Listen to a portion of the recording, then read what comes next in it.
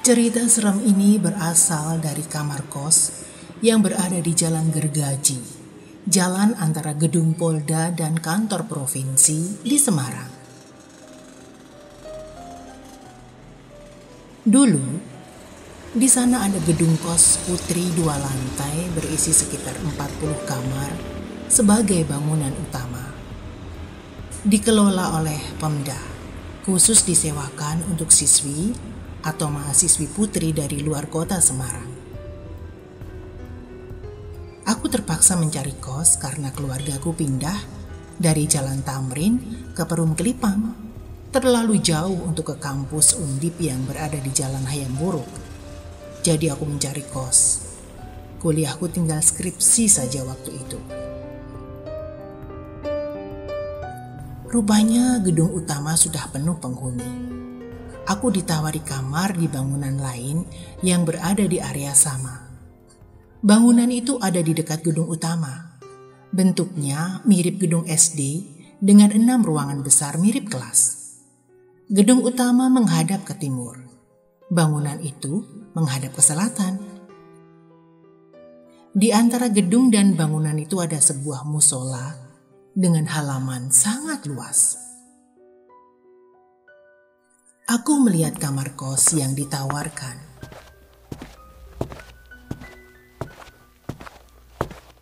Bangunan ini kosong sekitar 3 tahun. Ini sudah kita bersihkan 3 ruangan. Bisa langsung dipakai. Mau barengan di satu kamar atau mau pilih masing-masing satu kamar juga boleh. Jelas penjaga gedung dengan masih membawa arit di tangannya.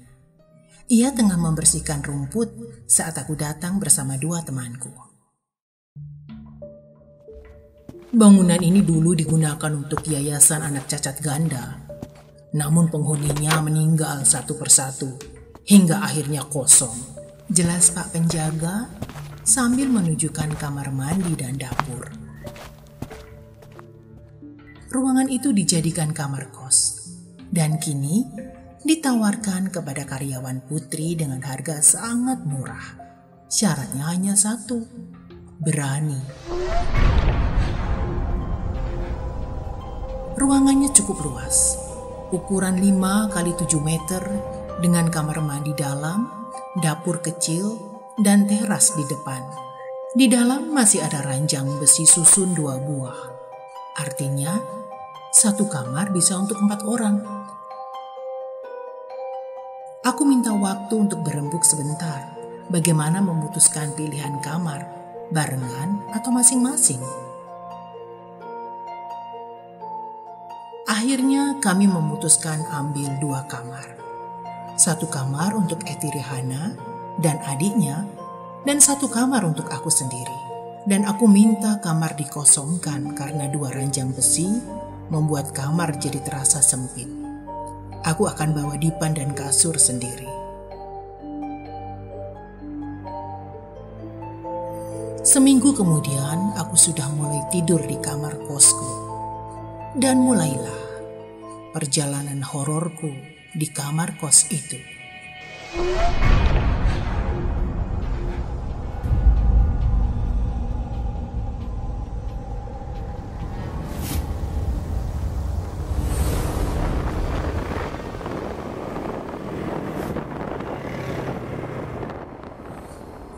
Aku masih ingat betul hari pertamaku di sana.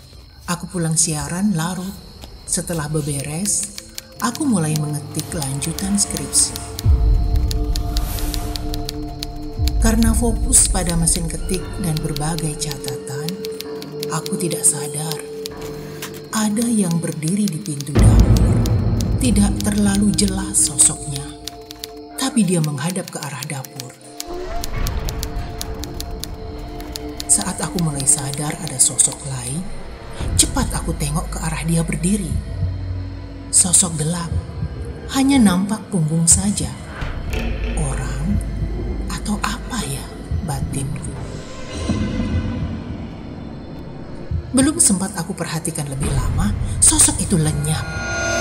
Aduh, mulai merinding. Lalu aku membuka pintu.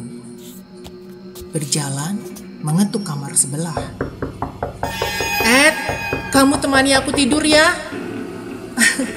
Ada yang gak beres di kamarku. Adikmu bisa gak ditinggal?" Pintaku pada Eti agar menemaniku. Ternyata adik Eti ada temannya yang datang dari Purworejo numpang menginap. Akhirnya aku punya teman tidur agar nyaman hingga pagi. Eti pun tidur denganku di hari pertama itu.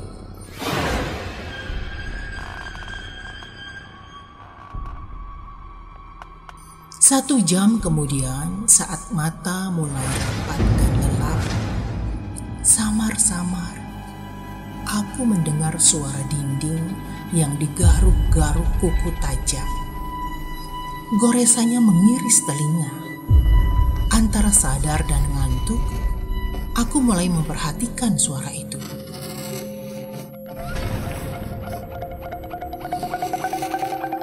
Benar, suara garukan pada dinding.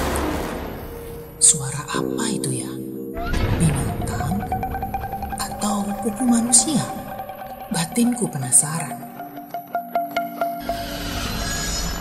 Aku pun membalik badan mencolok Eti. Berbisik, aku memberi kode padanya agar memperhatikan suara yang samar-samar muncul. Eti mengangguk pelan, tanda dia paham ada suara aneh di luar. Kami bicara tanpa suara, hanya saling memberi kode saja. Tiba-tiba terdengar suara isak tangis perempuan.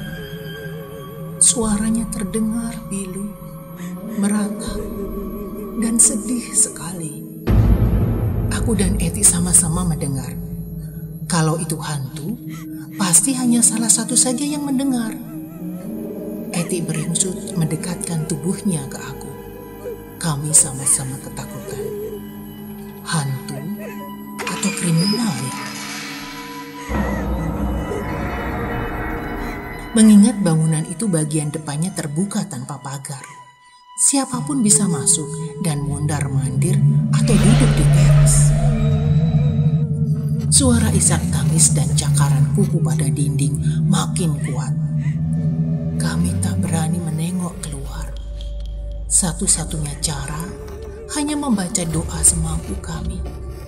Semua doa pendek, ayat kursi yang kami mampu baca.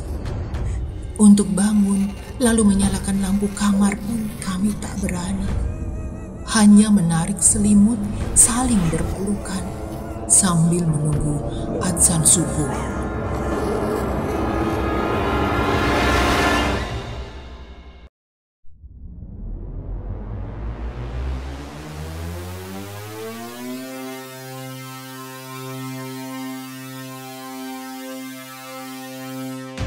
Serial Kamar Kos Angker masih bisa kamu temukan dalam Sarang Misteri.